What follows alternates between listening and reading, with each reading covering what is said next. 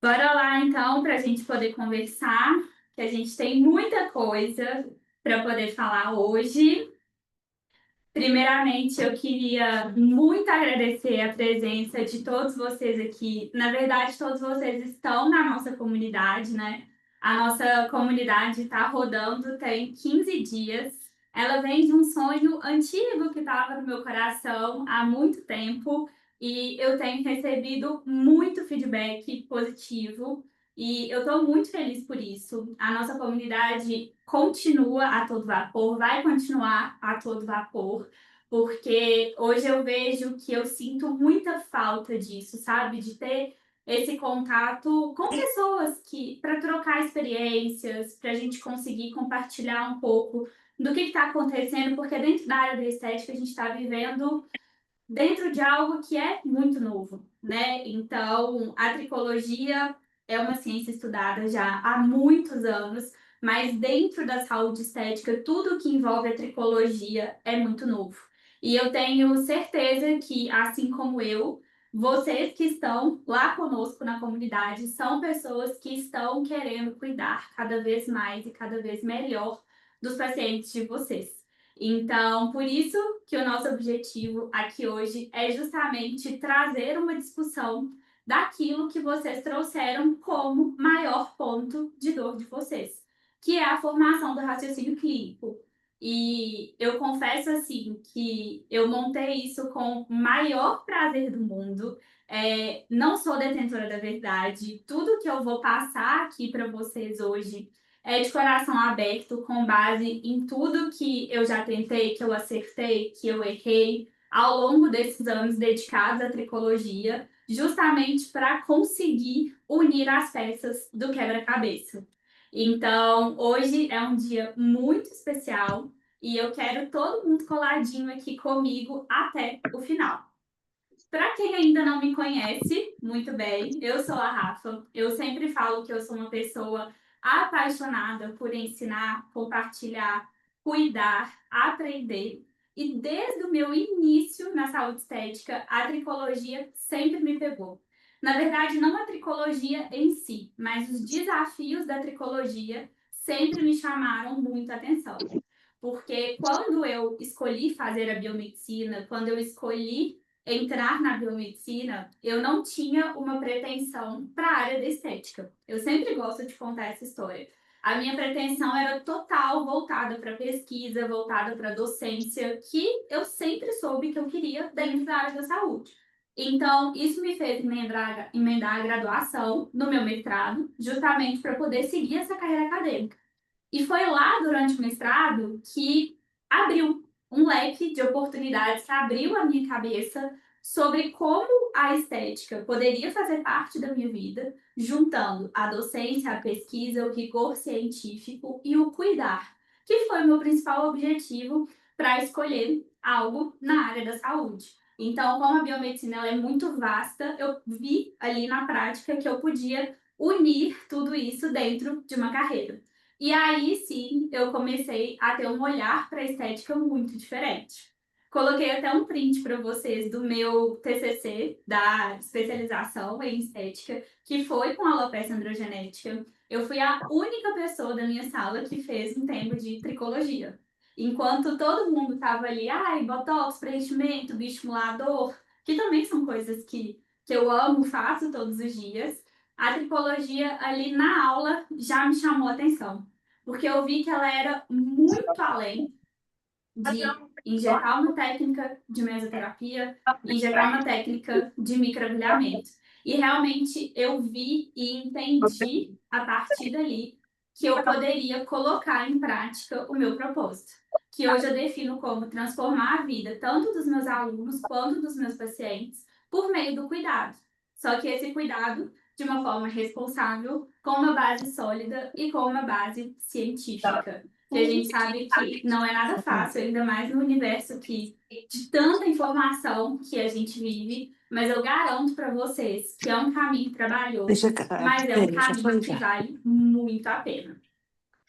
Até porque eu comecei ao longo de toda essa trajetória entender que a tricologia ela não é sobre cabelo. ela diz muito além do cabelo. O cabelo, ele é um sinal que alguma desordem ali no organismo está acontecendo. Então, o cabelo pode ser um marcador para uma doença inflamatória mais grave. O cabelo pode ser um marcador para uma desordem metabólica que o paciente não faz ideia que está acontecendo com ele. O cabelo pode ser um marcador de alguma alteração psicológica, psicossocial, que o paciente não consegue verbalizar que aquilo está acontecendo. E eu até coloquei uma imagem aqui de um quadro que eu tinha no início, quando eu criei a conta profissional do Instagram, que foi lá em 2017, que chamava Quinta Consciência, que era justamente o objetivo de trazer o conhecimento científico pautado como que a gente conseguia colocar isso dentro da estética. E a tricologia sempre estava lá presente nisso. E hoje a gente sabe que queda capilar, como o nome genérico é definido, afeta só aqui no Brasil mais de 42 milhões de pessoas.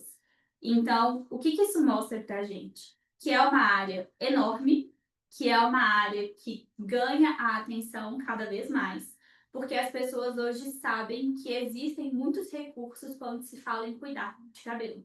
Só que não é uma tarefa fácil. Eu falo que eu gosto de brincar que a tricologia realmente é para quem quer escolher a tricologia. Porque a tricologia ela é demorada, a tricologia exige cuidado, a tricologia exige muita atenção, a tricologia exige acompanhamento, exige estudo. Ela não tem como querer um resultado rápido, não tem como querer atropelar etapas e não tem como a gente falar que o caminho certo foi escolhido de cara, porque a gente vai ver que muitas alopécias podem cursar juntas. Então, no meio do caminho, a gente estava com um resultado lindo, alguma coisa aconteceu e isso se perdeu.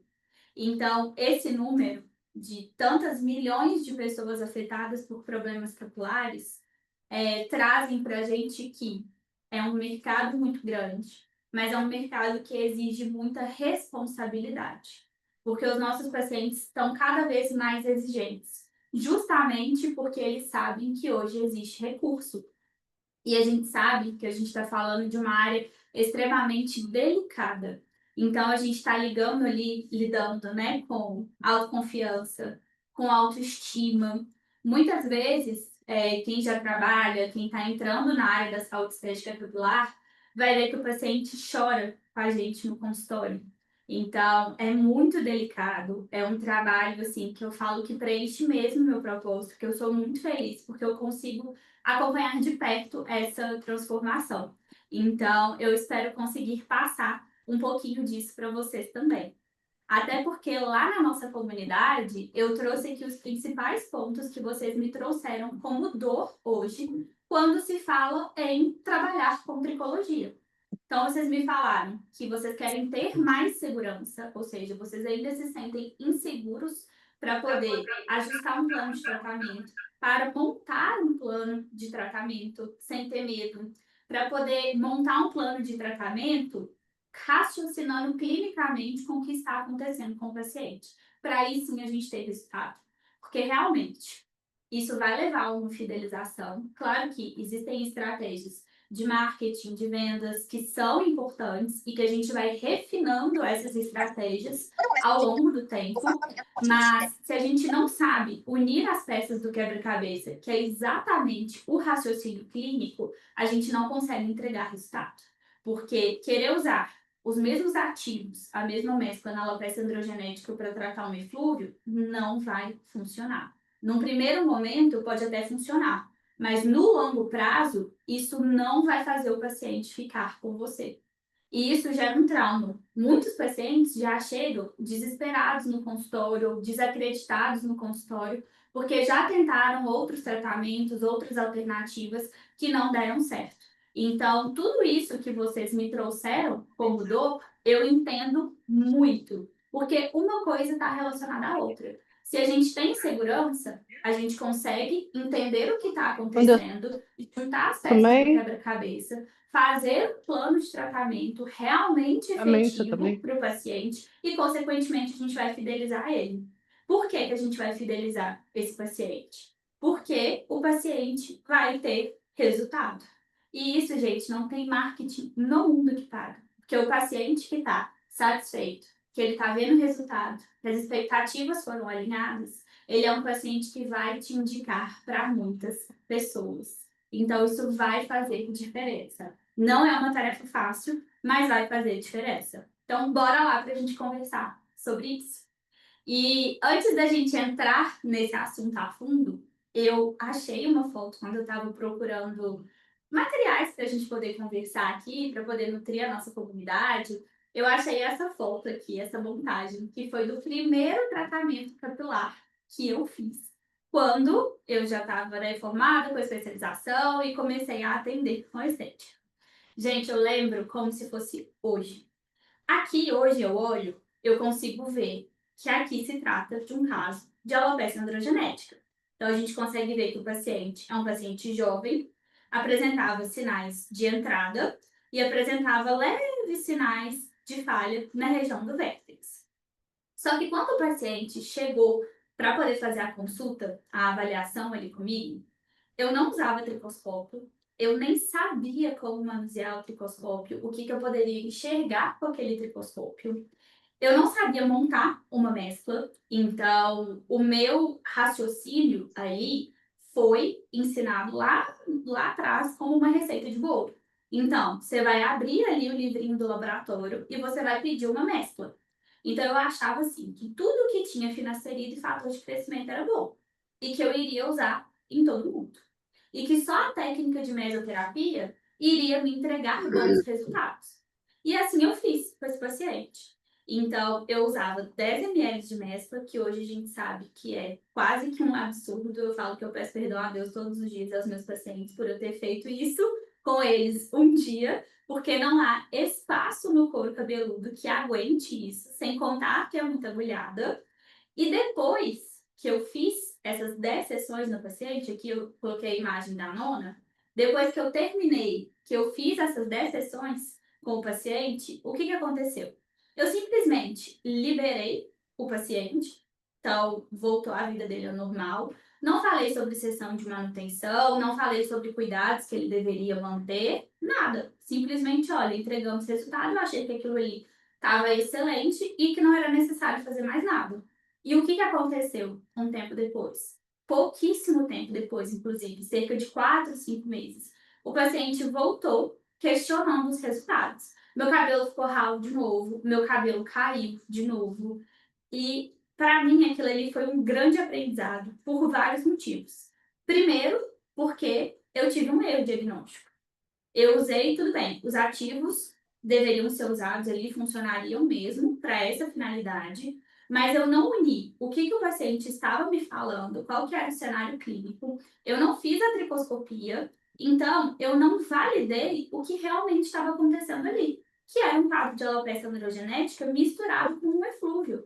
Então, meu paciente tinha perda mesmo de fios, que é o eflúvio, e ao mesmo tempo o processo de perda de densidade, que é o afinamento dos fios. Então, eu precisava tratar daquilo ali cronicamente.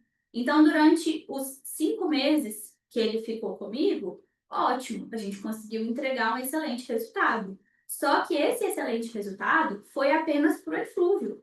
Para a androgenética, a gente estava no inicinho da melhora. E nesse inicinho da melhora, porque quando a gente fala em alopecia androgenética, a gente está falando pelo menos de 6 meses de tratamento. Então, nessa de ser um inicinho de melhora, eu suspendi. Então, naquele momento do fio ancorar, do ciclo ficar organizado e de eu impedir o afinamento pela ação hormonal, eu suspendi o tratamento. Então, faltou esse alinhamento de expectativa, faltou essa segurança e o paciente estava com toda a razão de ficar frustrado. E ele fechava que ficava com dor de cabeça, ele tinha uma expectativa muito alta, porque naquele momento para ele era um investimento muito alto. Só que a dor era muito grande também. Então, o paciente tem muito disso. Quando ele entende que ele pode resolver, o investimento para ele é uma coisa que ele coloca em primeiro lugar. Então, esse é um ponto muito delicado da gente considerar quando o paciente está com a gente ali no consultório. Então, eu quis muito trazer isso aqui para vocês, para mostrar que existe um caminho de construção, um caminho da gente buscar realmente aprender todos os dias. Nada que eu falar aqui vai ser para sempre desse jeito, porque todo dia tem uma coisa nova atualizando. E a gente só vai ficando bom à medida que a gente for fazendo. Então, não tem como a gente querer se ancorar em uma receita de bolo. Quando eu olho a imagem, eu fico muito feliz. Mas essa não é a história real. A história real é essa que eu estou contando para vocês. Então, eu errei, consegui identificar esse erro e a partir daí comecei a buscar mais conhecimento, a aprofundar e mudar as minhas condutas com os meus pacientes. Isso não quer dizer que eu nunca mais errei. Isso acontece na nossa rotina, né? E acontece com quem faz. Mas o importante é a gente saber identificar para conseguir traçar um novo caminho. E a tricologia, ela é assim. A maioria dos artigos que vocês vão ler sobre todas as alopécias. A androgenética realmente é a mais estudada, há mais tempo que ela é reconhecida, mas vocês vão ver que todos os artigos, principalmente os de revisão sistemática, que são os que a gente tem de mais alto rigor de valor científico, eles vão direcionar. Ainda carece de mais estudos. Todos, de forma unânime, vão falar isso. Por quê? Tudo ainda é muito novo. Biópsia de couro cabeludo não se falava até pouco tempo atrás. Então, imagina treinar um profissional para interpretar uma biópsia de couro cabeludo. Hoje a gente tem alopécias que estão se desenvolvendo, surgindo, como a FAPD, por exemplo, que ela é uma junção da androgenética e da frontal fibrosante. Então, imagina como é para a gente ver uma alopecia cicatricial com uma não cicatricial juntas. Então, imagino o tanto que isso não deve confundir na prática clínica a cabeça de muitos profissionais. Mas é algo novo. Se a gente for pensar na FAPD, a gente está falando de artigos de 3, 2 anos atrás. E as medidas terapêuticas para isso também estão evoluindo mais a cada dia. Então, o meu maior aprendizado com todo esse caso que eu trouxe para vocês é que, primeiro de tudo, sem dúvida nenhuma, a gente precisa estabelecer uma relação de confiança com o nosso paciente. Primeiro, o paciente nos compra, depois ele compra o tratamento. E hoje eu falo com vocês com toda clareza que 80% do sucesso do tratamento capilar, ele é baseado na orientação adequada e na relação de confiança que a gente constrói com o paciente. E essa relação de confiança, ela é construída a partir do momento que a gente acolhe o paciente e a gente acolhe a dor do paciente. Ou seja, a gente dá a devida atenção aos sintomas, ao momento, ao que ele está relatando. A gente precisa deixar o paciente à vontade para poder contar uma história. Por exemplo, se a gente está falando de um quadro de eflúvio, que é a queda de cabelo, que pode acontecer por estresse, por uma infecção como influenza, covid, a gente sabe que esse é um evento autolimitado. Ou seja, a gente tem uma desorganização no ciclo por vários mecanismos de ação que a gente já sabe, já são bem estabelecidos, e que esse evento ele é autolimitado, então ele vai terminar. Ele vai começar, mas ele vai terminar. Só que a gente não simplesmente vira e fala para o paciente: ah, não, pode ficar tranquilo, daqui uns 6 meses essa queda de cabelo vai parar. Ou ela tende a parar, ou ela tende a se normalizar. A gente sabe que não é assim. Imagina, a pessoa está desesperada, o cabelo está despencando, porque a maioria perde um volume muito grande de cabelo de uma vez só, o que já gera um estresse, já gera uma fragilidade emocional na pessoa. E nós, enquanto profissionais, vamos virar e simplesmente falar: não, isso aí vai passar daqui a pouco. Não, tem muita coisa que pode ser feita, muita coisa mesmo. Inclusive básica de cuidados de alimentação, de controle de estresse oxidativo, de ingestão de água, que o paciente não sabe e que é nosso papel orientar. Então, se vocês querem realmente trabalhar com tricologia, aprendam a acolher o paciente de vocês e a se colocarem como corresponsáveis do tratamento, a partir do momento que o paciente toma a decisão. Então, vai existir a sua parte enquanto profissional e vai existir a parte dele também. E eu falo que o momento da consulta é o momento da gente perder tempo com o paciente, porque a gente tem que estar verdadeiramente disponível para poder escutar. E as pessoas, gente, carecem muito disso hoje. Não só da tricologia, né? Mas trazendo para o cenário da tricologia, a gente vive num mundo que tudo é corrido, todo mundo está com pressa, todo mundo quer as coisas para ontem, inteligência artificial, enfim, tudo muito acelerado. Então as pessoas querem só um tempo para respirar, para viver realmente uma experiência, para se sentirem cuidadas, se sentirem escutadas. Então, isso faz parte da nossa postura profissional para tirar o paciente daquele cenário de medo. O medo vem do que é desconhecido. E esse desconhecido é o nosso papel de desfazer isso na cabeça do paciente. Então, a gente precisa explicar, desenhar, explicar em palavras diferentes, quantas vezes forem necessárias, o que está acontecendo. Eu gosto de desenhar, eu gosto de ter modelos como esse daqui, para poder mostrar para o paciente, para entender camada, entender folículo, o que realmente está acontecendo ali. Principalmente porque o cenário da tricologia é um campo super fértil para promessas milagrosas. É o shampoo que faz o cabelo parar de cair em 24 horas. É a cápsula que vai fazer acelerar o crescimento do cabelo 10 centímetros no mês. É a cápsula que vai fazer o cabelo ou tônico deixar de ser branco. E se tem tantas promessas, se tem tantos produtos, é porque as pessoas estão procurando. Então a gente precisa orientar o paciente que está perdido diante desse mundo de informações. E isso vai valer para todos os tipos de alopecia. Isso realmente de estabelecer uma relação de confiança foi o que virou a minha chave desde aquele primeiro caso que eu mostrei para vocês para o sucesso dos tratamentos na tricologia. Até porque quando o tratamento, né, quando acontece algo inesperado no meio do tratamento, o paciente não desespera. Por quê? Porque ele já comprou a sua confiança, ele já ganhou a confiança. Então, ele consegue dar um próximo passo sem ter aquele desespero que vem do medo das tentativas frustradas que ele teve, que muitas vezes vem de uma falta de orientação. E aí, nós vamos então, nesse cenário, começar a juntar as pecinhas do quebra-cabeça. E eu sempre falo que essas pecinhas do quebra-cabeça vêm de treino, tempo e conhecimento. Então, gente, não queiram ter todas as respostas de uma vez. Na tricologia, a gente não consegue. Muitas vezes a gente vai precisar de tempo. A gente vai precisar de um trabalho multidisciplinar, psicólogo, psiquiatra, outros médicos que vão entrar aí, como por exemplo, um endocrinologista, um geneticista, para poder investigar questões mais a fundo. E quais que são os cenários de peças de quebra-cabeça que a gente vai unir? A parte clínica, então tem algum sinal, sintoma que o paciente está mostrando para gente? Eu estou vendo alguma alteração nas sobrancelhas desse paciente? Eu estou vendo alguma alteração nas unhas desse paciente? Eu perguntei como que é o trabalho intestinal, como que é a alimentação dele.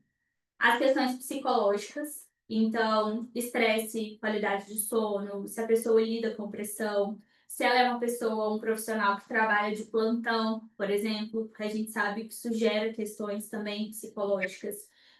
Como que o paciente se vê dentro daquele cenário que está acontecendo também.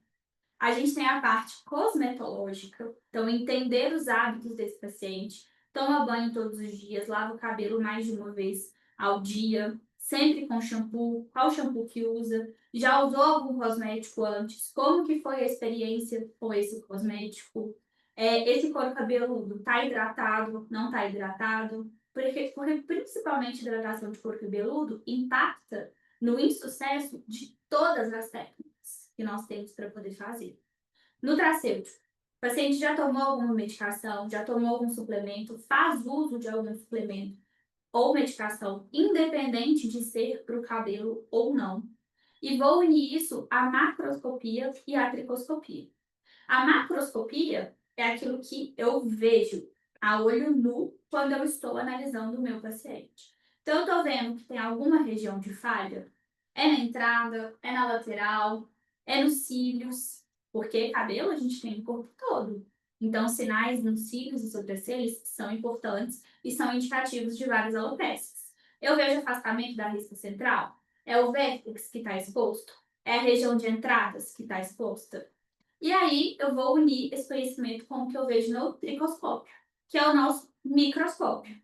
No microscópio, eu vou analisar a cor desse couro cabeludo, eu vou analisar quantos fios tem por folículo, que é a abertura onde nascem os fios de cabelo. Tem um, tem dois, tem três. Eles têm a mesma espessura ou eu vejo variabilidade de espessura? Esse folículo tem uma cor, porque dependendo da coloração, isso vai ser indicativo de algum problema ou da gravidade do problema. Eu vejo vasos sanguíneos, eu vejo descamação desse couro cabeludo. Essa descamação tem qual cor? Ela está aderida, ela está solta, ela está em placa, ela é fragmentada. Então, todos esses pontos precisam ser unidos, porque muitas alopécias vão ter um curso parecido. E só na tricoscopia que a gente consegue matar a charada final. E aí vocês escolheram hoje para a gente discutir um tipo específico de alopécia, que é a androgenética, que é a famosa calvície, que afeta aí milhares de pessoas, sobretudo os homens. A gente sabe que ela pode também afetar as mulheres, mas o principal público são os homens e começa cada vez mais cedo, na puberdade em específico, devido às alterações hormonais mesmo desse momento. Quando a gente fala em alopecia androgenética, a gente usa esse termo para referir às alterações capilares nos homens, porque a gente vem de andro, de ação de hormônios androgênicos, e genética, de uma influência genética. Então, nos homens, nós temos as duas coisas acontecendo. Então, eu posso ter a influência dos hormônios androgênicos e eu posso ter também a influência genética. Os dois podem andar juntos ou um influenciar mais do que o outro. E aqui na imagem, eu coloquei para vocês a escala de Hamilton-Norwood, que é a escala mundial usada para poder avaliar a gravidade da alopecia androgenética, que vai desde o grau 1 até o grau 7. Quando a gente pensa na nossa atuação dentro da saúde estética no consultório, quando chegou aqui mais ou menos no grau 4, já é muito difícil da gente reverter esse processo. Principalmente se ele já estiver acontecendo há muitos anos. Porque hoje os pacientes têm procurado tratamento cada vez mais cedo, porque já existe essa conscientização, principalmente quando eles avaliam o histórico familiar. Mas quando o paciente chega num grau mais avançado, o nosso papel, principalmente no quesito alinhar expectativas, vai ser preparar esse couro cabeludo para poder passar pela cirurgia de implante. Então, o implante não descarta o tratamento capilar. E eu tenho certeza que já falaram com vocês que uma coisa exclui a outra. Então, tanto na fase de preparo quanto no pós-implante, nós temos um papel muito importante. Então, lá no momento de alinhar a expectativa com o paciente, é o nosso momento de falar, de explicar. Porque quando a gente pensa na cirurgia de implante, a gente está falando de uma solução que não é definitiva. Muitas pessoas vendem como definitiva, mas ela não é uma solução definitiva e ela só vai abranger os casos de alopecia androgenética, padrão feminino ou nos homens. Ela não serve para eflúvio e ela não serve para as alopécias cicatriciais, principalmente porque essas estão relacionadas com doenças. Já nas mulheres, a gente tem uma classificação menor. Então, ela vem nesses 3 graus aqui de gravidade. E essa escala é chamada de escala de Seidman, que também é uma escala conhecida mundialmente. Então, nas mulheres, a gente já usa o termo alopecia padrão feminino Justamente porque nós não temos uma influência genética de forma preponderante dessa alopecia, e sim a influência hormonal, que vai levar exatamente a esse sinal que vocês estão vendo aqui, que é o afastamento da linha média. Então, essa linha aqui que a gente parte o cabelo, ela vai ficando cada vez mais exposta. Tanto que um dos testes que a gente faz no consultório se chama teste do pente. Então, a gente pega um pente com aquele cabinho bem fininho e posiciona nessa risca central. Se a gente vê que essa risca central foi coberta pela hastezinha do pente, tá tudo certo. Agora, se eu coloco o pente aqui e eu ainda vejo nas laterais exposição do couro cabeludo, é sinal que algum processo ali de afinamento está acontecendo. Só que nas mulheres, esse processo é mais difícil de diagnóstico e ele começa mais tarde. Então, nos homens, vai começar ali no período da puberdade. Então, ali, depois dos 15 anos, os primeiros sinais já começam a acontecer, por mais que sejam bem discretos. E nas mulheres, só depois dos 30, 40, a depender dessas questões hormonais. E, embora a gente tenha esse sinal clínico de afastamento, ele é um quadro que é difuso, ou seja, ele acomete todo o couro cabeludo. Então, isso torna o diagnóstico e o tratamento ainda mais desafiador. E quanto mais cedo a gente identifica, melhor é o prognóstico e menores são as consequências psicossociais, né? Porque tanto para homens quanto para mulheres existe um impacto psicológico muito grande. Tem até um estudo que foi feito com homens, que foi um estudo totalmente qualitativo, tá? Não foi nada quantitativo, em que os homens classificaram como que a perda de cabelos afetava a vida deles. E eles classificaram a perda de cabelos como eles não conseguiam se relacionar, então namorar, casar, sair, conhecer pessoas. Eles eram pessoas que se consideravam pessoas mais introvertidas. Eles achavam que eles tinham uma aparência de pessoas mais velhas, então isso acontecia pelo fato de terem menos cabelo e que eles não conseguiam também se destacar no trabalho. Então, eles não conseguiam assumir posições de liderança, cargos de chefia, justamente pelo impacto, de forma direta e indireta, que tinha no posicionamento deles. Então, tudo isso são consequências psicossociais quando a gente pensa, e como que isso pode afetar a vida do paciente. E como eu falei com vocês, a gente tem os fatores genéticos que acometem, principalmente os receptores AR. Então, tem pessoas que têm mais receptores AR, que são os receptores androgênicos, e pessoas que têm menos. Pessoas que às vezes têm menos quantidade de receptores, mas têm muita sensibilidade nesses receptores, então são pontos diferentes. Então, o paciente não necessariamente precisa ter um número grande de receptores, mas o paciente pode ter uma sensibilidade maior nesses receptores. E é por isso também que a gente vê uma diferença de prognóstico, gente que responde mais rápido e melhor e gente que responde menos ao tratamento. Mas hoje a gente já tem muita clareza que os fatores ambientais interferem muito. Então, fumar, beber, o lugar em que a pessoa vive, bem como os fatores nutricionais e as comorbidades. Então, hoje a gente sabe que dislipidemia, fatores cardíacos, eles aceleram o processo da alopecia androgenética. E o contrário também acontece. A alopecia androgenética, em seus diferentes graus, pode predizer sobre essas outras doenças que nós classificamos hoje como síndrome metabólica. Olha o tanto que isso é importante, o tanto que isso é impactante. Quando a gente pensa no nosso folículo, eu criei essa imagem aqui para vocês, ele é uma estrutura extremamente sensível, o nosso folículo piloso. Então, lá na base dele, eu tenho células-tronco que vão se diferenciar, que vão dar forma, vão dar cor, vão dar força, vão dar espessura para o fio de cabelo. Mas aqui na região central, bem pertinho onde fica a glândula sebácea, mais ou menos ali uns 2 milímetros abaixo da nossa epiderme, a gente também tem células-tronco.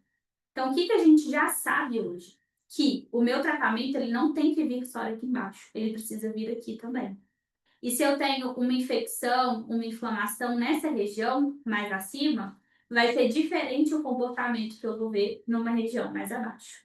E ao longo de todo esse folículo, eu tenho vários receptores hormonais. Então, receptores para androgênio, para estrogênio, para receptores para os hormônios da insulina, receptores para os hormônios da tireoide. Então, tudo isso vai impactar nos cabelos. Então, se meu paciente tem uma doença base de tireoide, eu posso ter um cabelo mais frágil, eu posso ter um cabelo mais quebradiço, eu posso ter um cabelo mais fino. Então, eu preciso juntar tudo isso que o paciente está me contando e está me falando. E aqui eu coloquei para vocês 2 imagens dos artigos que eu mandei lá na comunidade para vocês estudarem ao longo do feriado, para a gente começar a unir mais ainda essa parte clínica. Então, quando eu tenho um paciente com alopecia androgenética, eu vou avaliar as questões relacionadas à comorbidade. Então, obesidade vai levar ao agravamento da alopecia androgenética, principalmente pelo quadro que nós chamamos de resistência à insulina, que leva, né, essa resistência à insulina vai levar à geração de mais radicais livres e vai levar, em muitos casos, ao aumento da DHT, que é a dihidrotestosterona. E a dihidrotestosterona não só causa queda de cabelo, como aumento de oleosidade e aumento do afinamento capilar, que a gente chama de miniaturização do fio. Problemas de próstata também vão levar ao agravamento da alopecia androgenética, bem como o agravamento da alopecia androgenética pode ser um indicativo de problemas de próstata. Hoje a gente já sabe que o Parkinson tem relação com a alopecia androgenética. Problemas cardiovasculares têm relação com a alopecia androgenética. Resistência à insulina, que é a mesma questão da obesidade. Dislipidemia, hipertensão, tem total relação com a alopecia androgenética. Eu tive a oportunidade de atender um paciente jovem com alopecia androgenética, com um histórico familiar muito forte, muito, muito forte.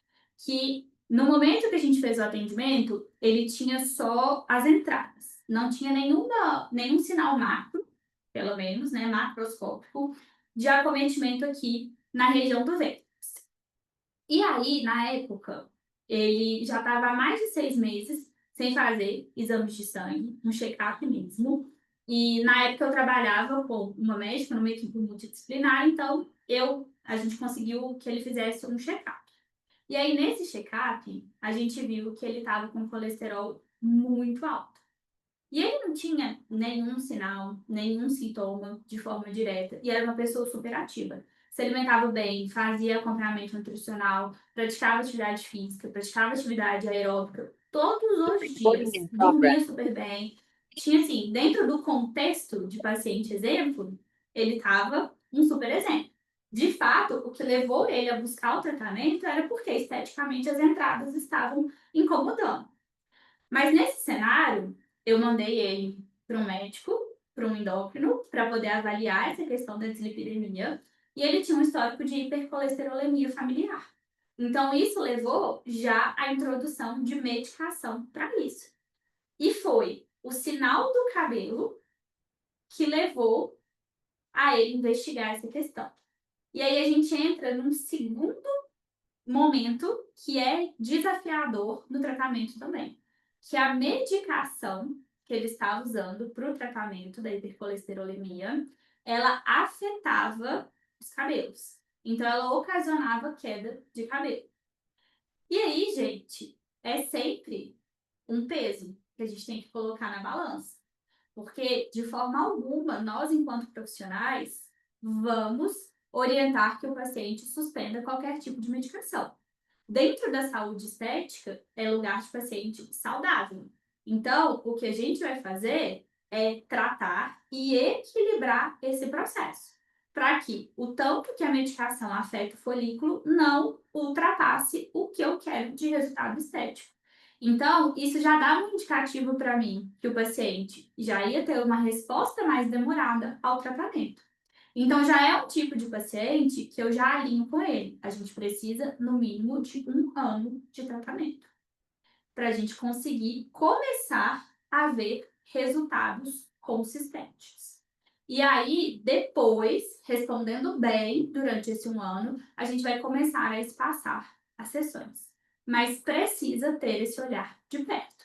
E esse mesmo paciente, quando a gente estava quase completando 1 ano, que ele estava respondendo super bem ao tratamento, ele teve um quadro de Covid super forte. E ele teve um eflúvio muito intenso, extremamente intenso, que acabou fazendo o quê? Exacerbando a causa base. Porque o cabelo já era aquele cabelo que estava afinando. Então, o paciente foi perdendo mais volume, não pelo afinamento, mas pela queda de cabelo. E aí, muitos de vocês sempre me questionam se a gente precisa, né? Dei um exemplo para vocês, mas se a gente precisa solicitar exames laboratoriais para poder atender o paciente capilar. E na verdade, gente, o exame, ele não é mandatório. Claro que, se você trabalhar numa equipe multidisciplinar, tiver facilidade a esse acesso e já tiver mais de 6 meses que o paciente não faz exames, é legal pedir. Mas isso não impede que vocês comecem o tratamento.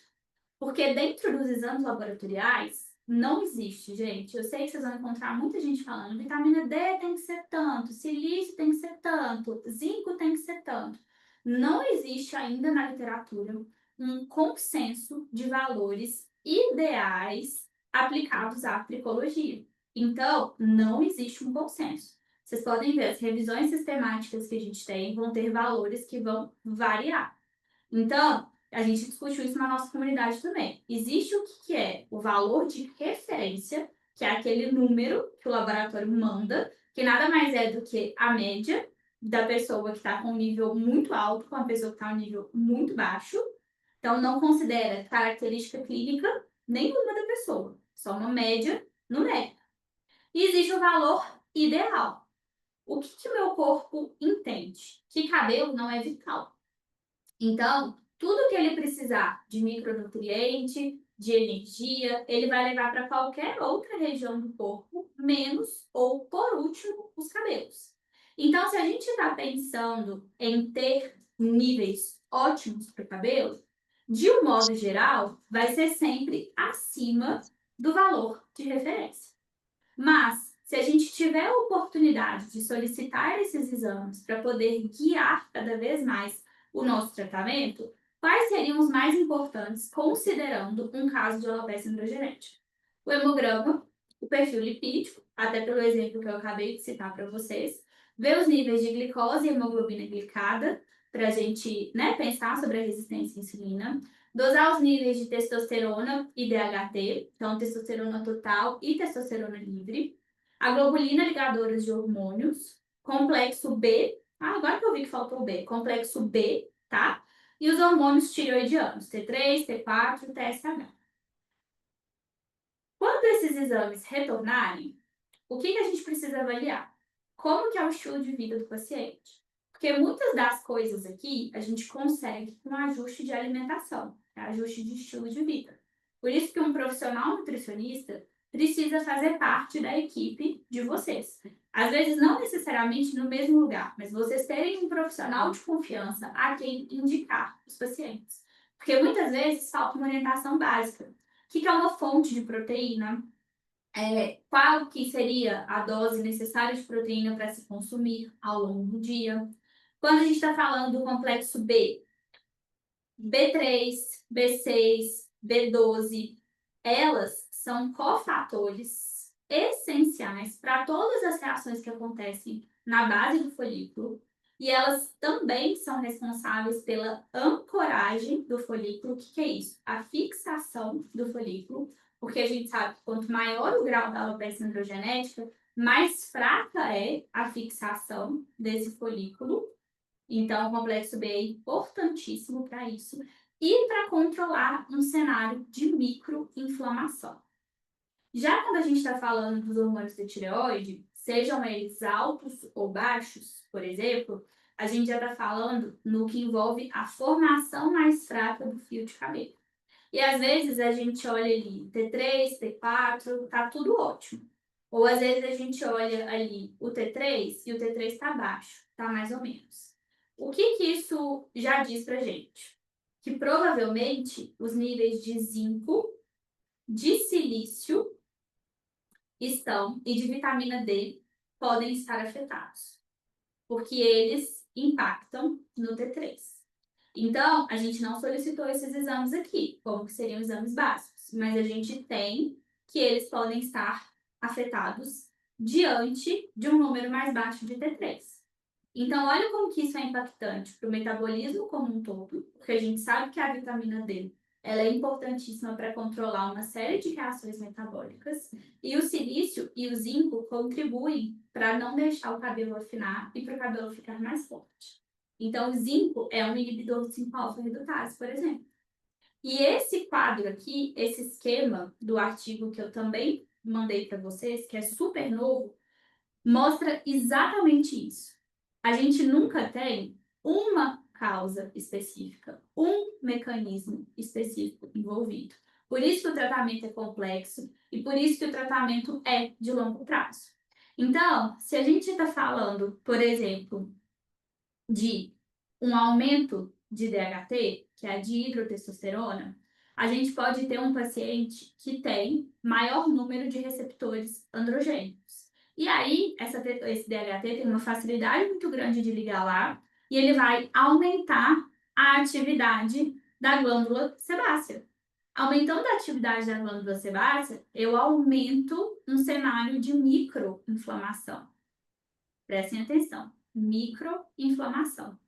Então, não é uma inflamação visível a olho nu. E normalmente não é uma inflamação visível a nível de microscópio. Então, eu preciso considerar que a alopecia androgenética cursa com microinflamação. E esse cenário de microinflamação vai favorecer a infecção, a um estresse mecânico.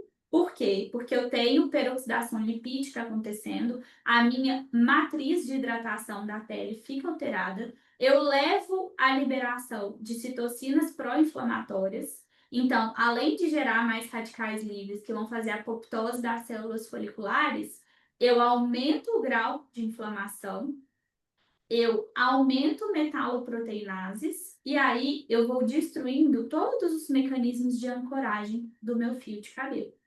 Então, eu não posso pensar só em inibir o hormônio. Eu preciso pensar em todo esse cenário. Então, se o meu paciente está acusando alguma questão de tireoide, não adianta eu querer tratar o cabelo em primeiro lugar. Então, quais são os desafios quando a gente for tratar um paciente com alopecia androgenética? Eu preciso pensar em reduzir a inflamação. Então, o ativo niacinamida é um excelente ativo para isso. Eu preciso melhorar a circulação. A cafeína é um exemplo de um ativo que faz esse papel muito bem, além dela ser antioxidante também. Eu preciso melhorar a ancoragem do meu fio. Então, se eu estou falando que a alopecia androgenética também pode cursar com queda, eu preciso fazer não só que meu fio não afine, mas que ele fique cada vez mais fixado à minha pele. Eu tenho que pensar em reduzir o estresse oxidativo, então o cuperpeptídeo ou peptídeo de cobre também é excelente para isso. E eu também preciso inibir a ação hormonal. Então a finasterida, a dudasterida, a bicalutamida, o 17-alfa-estradiol são excelentes ativos que podem ser usados nesse caso. Então eu preciso sempre combinar esses cenários. Porque se eu atuar só na ação hormonal, eu não vou melhorar a fixação e eu não vou melhorar a qualidade do meu fio. E o meu paciente não quer só que o cabelo dele pare de cair. Ele quer melhorar a qualidade do fio. Ele quer um fio que não quebra, ele quer um fio com menos frizz, com mais brilho, com melhora de textura. Então, eu preciso olhar para a saúde do couro cabeludo, então dar condições para esse couro cabeludo receber o tratamento, então estar desinflamado, estar hidratado e também lançar mão de estratégias que aí vão ser principalmente cosméticas para melhorar a qualidade do fio. E coloquei aqui para vocês não esquecerem uma atenção especial às mulheres, porque o afinamento não é só na região central, ele acontece de forma difusa. Resumo de tudo que a gente conversou, então. Como que a gente vai unir as peças desse quebra-cabeça? O que eu estou vendo no paciente? Tem acúmulo de gordura abdominal? Tá falando que está sedentário? Se alimenta mal? Com o que eu estou vendo macroscopicamente, tem aumento de entradas? Tem aumento de região de vértex? Tem exposição central? Tem região de falha em cílios, em sobrancelha? Com a tricoscopia. E esse aqui, olha, é um exemplo de tricoscopia de alopecia androgenética. Eu vou olhar para a região mais afetada de uma forma microscópica. Então, o que eu vejo de característica principal? Eu vejo que eu tenho variabilidade na espessura dos fios. Então, no mesmo folículo, eu tenho um fio grosso, terminal, pigmentado e um fio mais fino. E isso vai se repetindo ao longo de toda essa pele. Eu tenho vários folículos com um fio de cabelo. Então, isso me dá um indicativo de queda de cabelo também. Porque quanto mais o hormônio vai agindo no folículo, mais o cabelo vai nascer mais fino e mais fraco, mais fino e mais fraco. Até chegar no momento que ele não nasce mais. E aí ele cicatriza. E quando a gente chega no momento de cicatrização, que eu também preciso saber identificar, a gente não vai ter resposta com o tratamento de consultório. E quando eu vejo uma alteração de cor como essa aqui, em volta do folículo, que é esse sinal mais acastanhado, a gente dá um nome a ele, que se chama sinal pele pilar, que é um sinal de infiltrado inflamatório. Ou seja, já é um indicativo de que eu tenho algo mais grave e mais avançado acontecendo. Então, isso aqui também já é um prognóstico de como a gente vai direcionar em relação ao tempo de tratamento do paciente. E aí, o plano de tratamento do paciente sempre precisa ser o que é feito em consultório, LED, laser, MMP, intradermoterapia, o que ele toma e o que ele passa. Principalmente o que o paciente passa, gente. Eu sei que é difícil o paciente aderir muitas vezes, mas o que ele passa é o que vai estar em contato direto com o problema todos os dias. Então, todos os dias eu vou ter uma dose chegando diretamente ali no folículo. E eu, enquanto profissional, preciso acompanhar no curto, no médio e no longo prazo. Então, meu paciente chegou com todos esses sintomas que a gente conversou e com essa tricoscopia. Eu estou diante de um cenário avançado de alopecia androgenética. Então, em cenários avançados, nós falamos a linguagem de, no mínimo, 1 ano de tratamento. Em uma média que o paciente vem de 1 a 2 vezes no mês para fazer a parte injetável em consultório. Depois desse 1 ano, o paciente respondendo bem, a gente começa a espaçar as sessões. Mas, por quê? Porque a gente quer dar autonomia para o paciente. Mas um paciente de alopecia androgenética é um paciente que tem que ser cuidado para sempre. Então, o paciente vai voltar depois de 2 em 2 meses, depois de 3 em 3 meses. Por isso que as minhas prescrições precisam ter esses intervalos também, para que eu possa avaliar como que está a adesão, como que está a evolução e se eu preciso fazer algum ajuste. Porque senão, o paciente vai sempre renovando a mesma receita e vai chegar em um dado momento que vai simplesmente parar de funcionar, ou estagnar, ou até mesmo regredir o tratamento. Porque sempre precisa refletir o cenário atual da saúde dele, tá? Então, essas são todas as pecinhas do quebra-cabeça. Só isso que a gente precisa unir para poder enxergar um paciente com alopecia androgenética e conseguir, de fato, delinear um plano de tratamento. E, gente, eu confesso para vocês que durante muito tempo, muito tempo, eu bati muito a cabeça para poder enxergar o paciente dessa forma, construir o raciocínio clínico dessa forma. E como eu falei com vocês, as coisas ainda estão mudando muito dentro da tricologia. Então, amanhã vai surgir um artigo novo, um ativo novo, um estudo celular, de comunicação celular, que estão cada vez mais crescentes, novo. Então, a vontade de levar a tricologia além já pulsava muito no meu coração. Só que, sabe quando a gente não dá atenção suficiente para o sonho?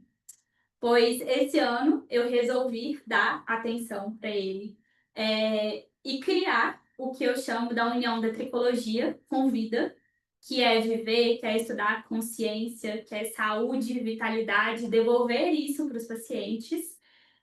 E a minha grande amiga Lívia, que eu sei que muitos de vocês já conhecem, embarcou nessa ideia comigo. Às vezes.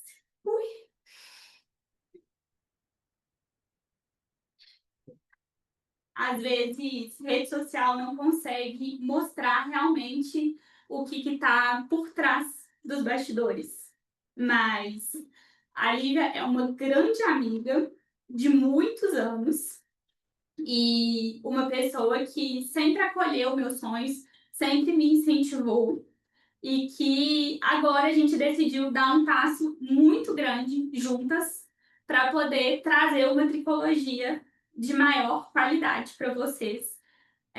Por isso que a gente está chamando todo esse evento de A Nova Era da Tricologia, porque eu estou fazendo um compromisso aqui com vocês agora de estar cada vez mais perto de vocês. Então, hoje, inicial, em primeira mão, vocês estão tendo acesso à Trive, que é uma nova empresa, braço do Grupo Live, especializada em tricologia. A gente, né, criou como slogan uma tricologia com evidência e um cuidado com a essência, porque eu acho que isso tem tudo a ver com a forma que eu prezo por olhar para os meus alunos e para os meus pacientes.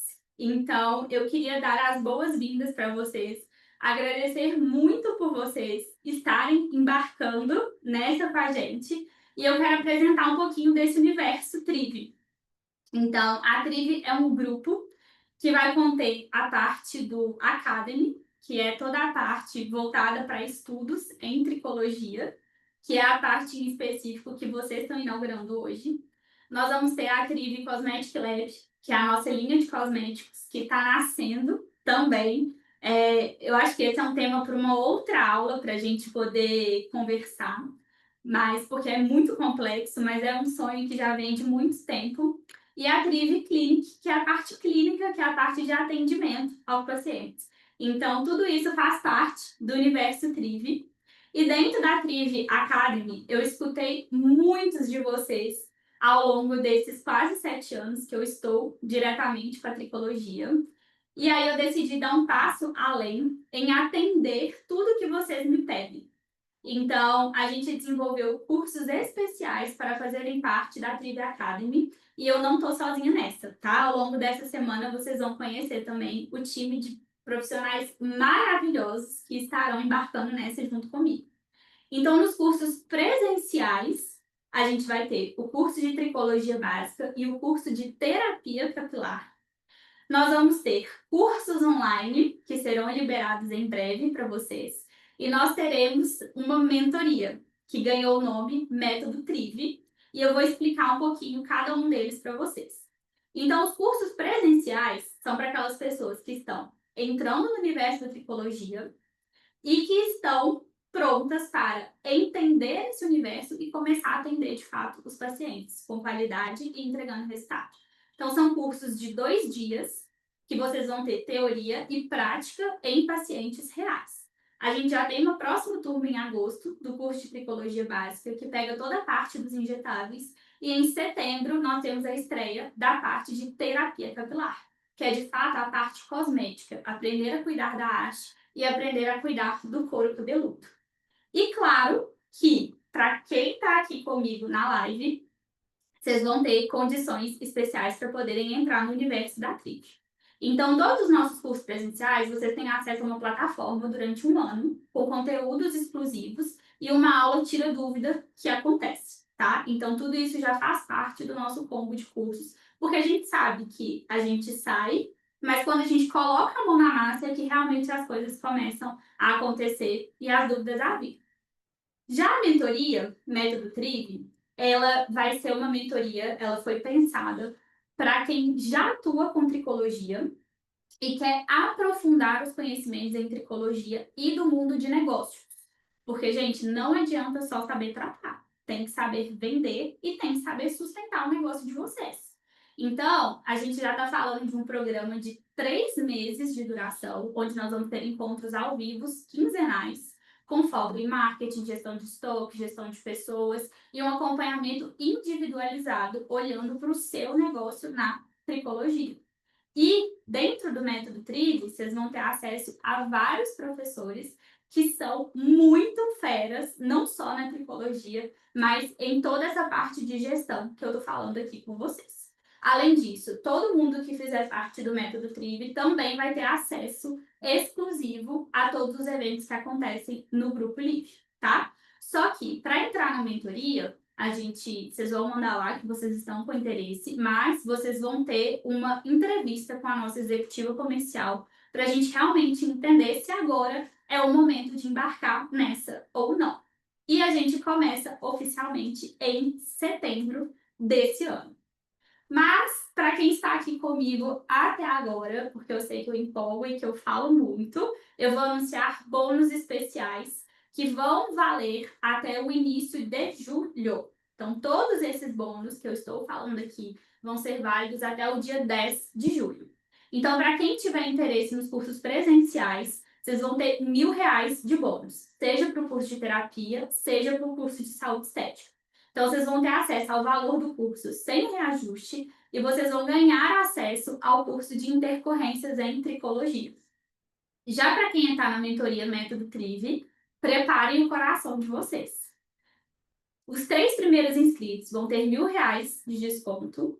O primeiro inscrito vai ganhar um ingresso VIP para o evento Conecta, além da estética. Vai ganhar, que tem o valor de 1.427, vai ganhar um acesso antecipado à nossa plataforma. Então, quem tem mentoria também tem uma plataforma e uma aula ao vivo de inteligência artificial de como criar uma secretária virtual. Porque a gente sabe que isso faz muita diferença e a gente fica muito preocupado com a parte técnica e às vezes esquece da parte da tecnologia. E eu tive a ideia de fazer um hot seat presencial para os 5 primeiros inscritos. Então, os 5 primeiros inscritos vão ter um encontro presencial comigo, que vai acontecer entre julho e o início de agosto, para a gente olhar para o negócio de vocês. Então, eu vou olhar um a um, vocês vão se conhecer, vão fazer networking, e eu vou olhar um a um o negócio de vocês, para a gente poder, de fato, traçar metas e decolar cada vez mais. Quem fizer parte do universo Triv também vai fazer parte dos eventos e das outras mentorias e dos networkings, como a Aurora, que faz parte aqui do Grupo Livre. Deixei um QR Code para vocês também, para vocês conhecerem o evento Conecta, que vai acontecer em agosto, que é um evento idealizado pela Lívia, justamente para poder olhar além da parte técnica. Então, para vocês olharem para a parte de gestão também. E um cupom, porque uma pessoa vai ser presenteada com um ingresso, mas eu quero ver todo mundo lá no evento. Combinado? Gente, no mais, eu queria fazer uma última proposta para vocês hoje. Assim que eu desligar a live, vai sair o nosso primeiro post oficial no Instagram. E todo mundo que comentar Triv no nosso post vai ganhar um material exclusivo que eu preparei, tá? Então, eu preparei um e-book com tudo o que a gente falou hoje e com um guia de objeções para vocês quebrarem com os pacientes de vocês. Então, aqui está o QR Code do nosso Instagram, que é o Triv Academy, que agora foi finalmente revelado, e o QR Code para o nosso WhatsApp, para vocês chamarem para garantirem os bônus de vocês. No mais, gente, muito, muito, muito obrigada por estarem comigo nessa nova etapa. Eu estou muito feliz. É um choro de felicidade mesmo, porque só quem está aqui do nosso ladinho sabe o trabalho que isso dá e colocar, né, uma nova empresa no mundo, a responsabilidade que é estar, de fato, de mãos dadas com vocês.